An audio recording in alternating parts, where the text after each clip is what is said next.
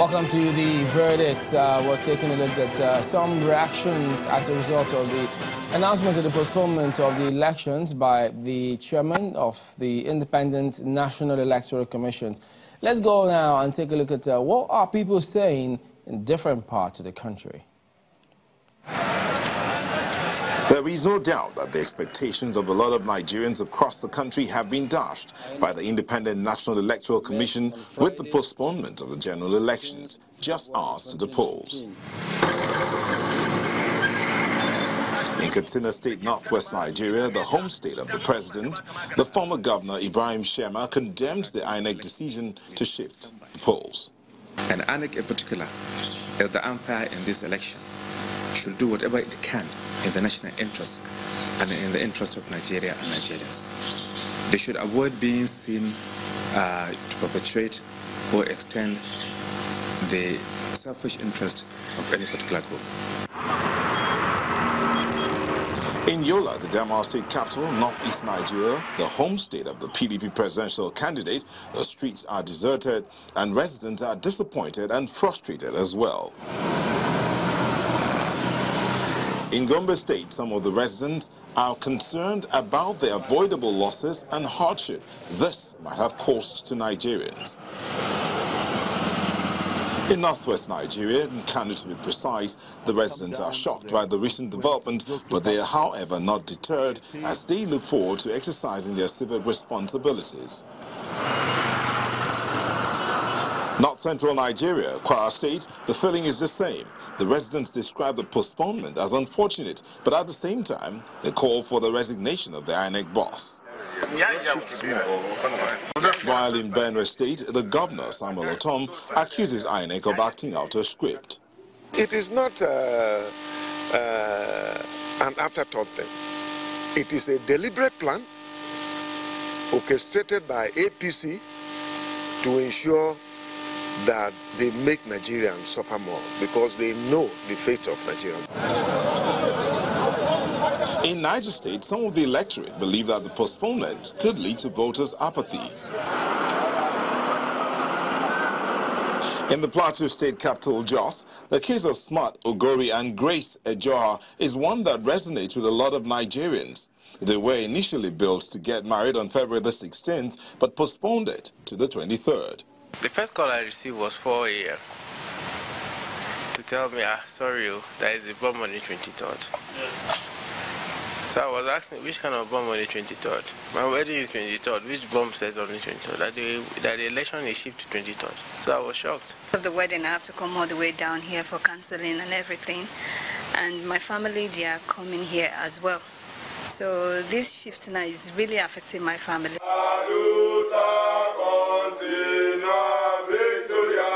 In Ogun State, southwest Nigeria, members of the civil society and National Association of Nigerian Students are calling for a probe into the postponement.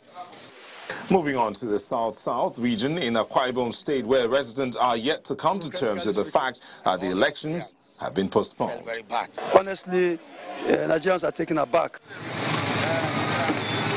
In Cross River State, the development was greeted with mixed feelings. To me, it is even better that the election has been cancelled so that they can make further preparation and adequate things to be put in place. Because with this, the election wouldn't have gone successful. INEC really goofed this time. You know, they should have made all the arrangements. They had 4 years to prepare for these elections, and they should have done all the logistics. Residents of Bayelsa State are not happy with the postponement, and they call for the immediate removal of the INEC boss. Whoever says he's going to do this thing, as a person who has a position, and the money was paid to him, and he did not do it, that person be arrested too, because he's wrongdoing to the country. In southeast Nigeria, Anambra State, the news of the postponement was greeted with great disappointment. However, the residents have decided to go about their normal activities. And in Imo State, the governor, Rochas Okorocha, has asked Nigerians to give INEC the benefit of the doubt. I would advise that this is the time for all parties to come together and work together to ensure that INEC gives us a free and fair, credible election.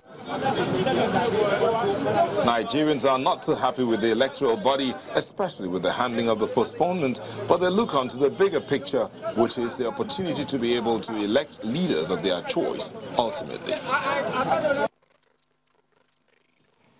So there you have it. Some reactions are coming through from different parts of the country and what people think about the elections. So clearly, not happy with it. But what do we do moving forward? Let me ask Barry Fendi about this, because INEC did say, yes, we really need to revisit our election management system. Would it be out of place then to suggest that we, as some suggested, begin to consider unbundling INEC? And if you agree, how should we approach it?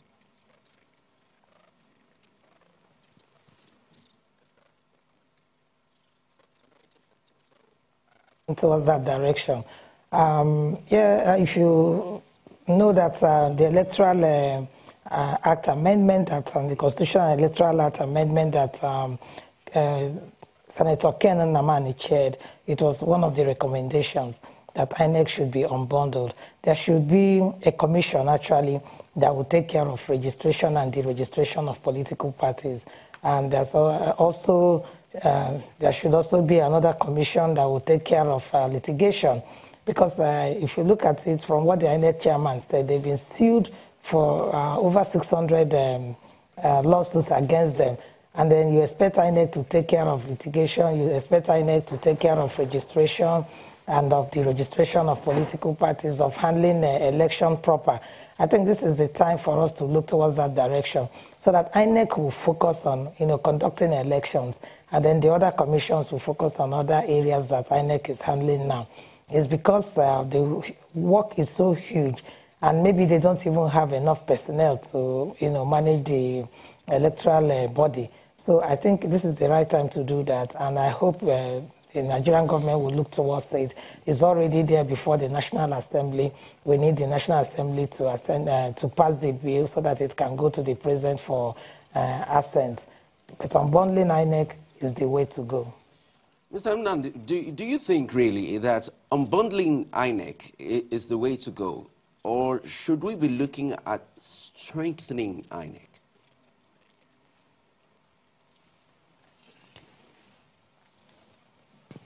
Yes. In reality, I agree with my colleague here, Madam Ebere. Unbundling INEC is really the way out because the work of conducting a national election is so huge, particularly in a country like Nigeria, where we have a lot of uneducated voters, where even the instrument of enlightenment is not available in rural areas, and in the areas where you also look at it that even the voters don't even know, what they are voting for. So there is need to unbundle INEC so that we can have, for instance, the National Orientation Agency that is supposed to be doing some very great job. Really have for some time not been very, very active in election enlightenment and education. And also you look at the political parties, they are not helping INEC, because the political parties that are supposed to carry out some enlightenment programs for the people that will vote for them, they are not doing that. Of course, they are supposed to, some of these political parties should invest in educating the voters. Because when they don't educate the voter, they allow only INEC to do that, that becomes a very serious issue to the extent that the INEC will be so loaded with a lot of burdens. So it is in line if in the next dispensation that INEC is unbundled so that you can have different segments. Doing separate jobs. For now, in fact, I feel very, very sorry for the INEC chairman. He's really going through a lot of pressure. I don't know how many doctors are around him now. If I may just chip in, my apologies. If I may just chip in, what then would you say to those who are of the argument that unbundling INEC will be more costlier than what it is today, because you have to practically replicate a lot of things that you're doing already at the national level and at the state levels.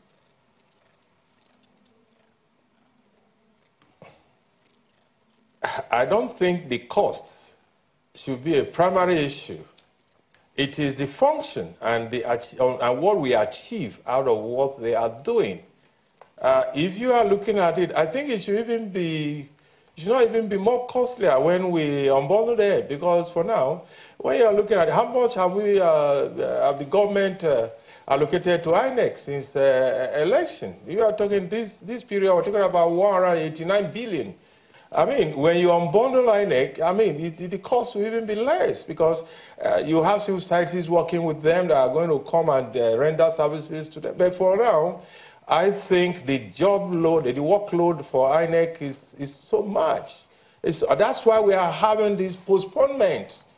If we are at a commission that is handling the issue of logistics, then you know that that particular commission is responsible for logistics of INEC. INEC does logistics, INEC does issue of security. I have to take I'm sorry, it's too huge. So they need to be on board, otherwise. So if we're going to go in your direction, so does that mean we're going to have an agency for logistics, and then agency for legal issues, and then agency for this, and then agency for that? For issues that have to do with INEC and elections? No, sorry, with due respect, when we talk about unbundling, it doesn't mean you are creating separate commissions. Even if it is a commission that is centered and circled within the INEC corridor, it's still better, because it will release the totality of the work of the INEC today. Everybody agrees that INEC is highly choked up with a lot of responsibilities. So it's not about commission or no here and there, but I mean, when it comes to the area of unbundling, I mean, those who do it knows how best to do it. I mean, to relieve INEC of this problem. I mean, consider are we going to leave INEC as it is and go through this problem of postponement, logistic, security, and all that every year of election? Well, I mean, what I'm saying here is that we need to unbundle. The job load is too much. The INEC chairman is going through a lot of stress and pressure, because whatever announcement he makes becomes a law, becomes a word that must be implemented. He has opened up yesterday, 2 a.m. today, this morning, to say election is postponed. Nigeria don't even know what happened. Nigeria don't know the cause. But the word of postponement came out from the INEC chairman, and Nigerians have to obey. That's what we are saying. All right, let's move the conversation a bit forward, because this is a more robust conversation that we must have at a separate forum. Mr. Ajayi, let me ask you, a participant at the conference earlier today asked for a third-party verification of those sensitive materials that may have gone out. What do you say about how to then protect some of these materials as we have one more week ahead to the polls?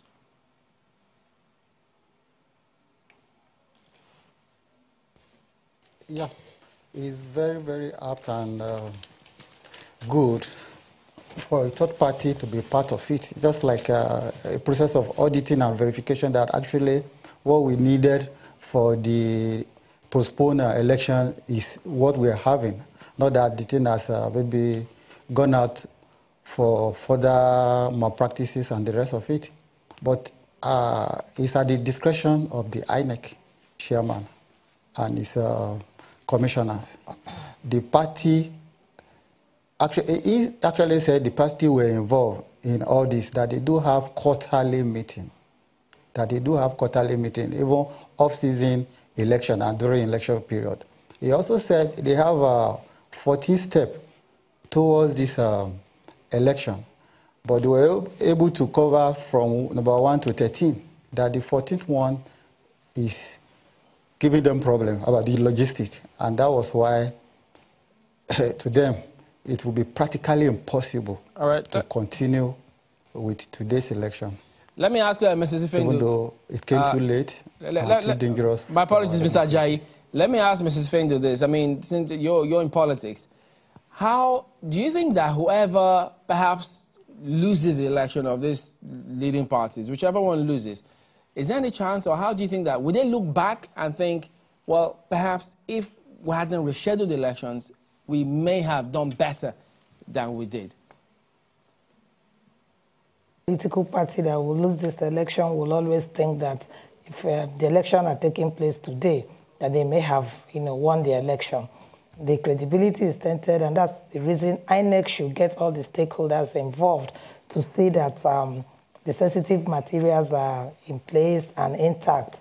They have to be part of it. Let them examine it. All the political parties that are participating in the elections should be involved. All the other stakeholders, like the civil society, like the election observers, they should, have an input. It's important for people to have this feeling that the election is credible. Where this is not done, you will expect, maybe if we're not careful, this could lead to violence, because some people will be feeling that they are being shortchanged, or that the postponement was actually to support a particular political party. So INEC is,